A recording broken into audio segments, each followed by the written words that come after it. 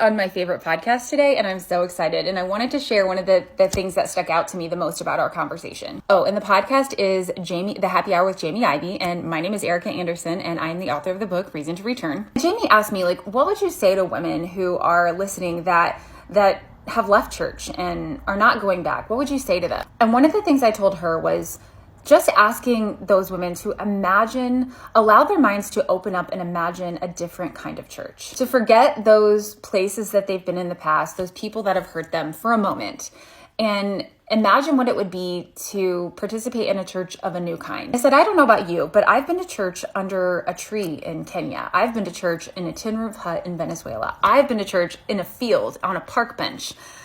In someone's living room. I can understand if you have been to a specific kind of church, even denomination, kind of building, or you experience something negative that you wouldn't want to go back there. I wouldn't want to go back there either. And there are a lot of people that understand that. And that is why in 2023, there are so many different ways of doing church. And, to clarify, church is not a building. Church is a gathering of people. And that's why there's no problem with transforming what it looks like for you. I highly recommend that you look into a group called Fresh Expressions, that you Google house churches, that you consider what it might look like to maybe even create your own group if there isn't one that you feel comfortable with. But gathering with believers is important to our faith life, and we're really missing out on something if we're not doing that. And God's Spirit truly shows up there in a way that it just doesn't on our own. I'm not saying you have to go to be a part of a church to be a Christian, but I am saying you're missing out if you're not. You're missing out on the blessings and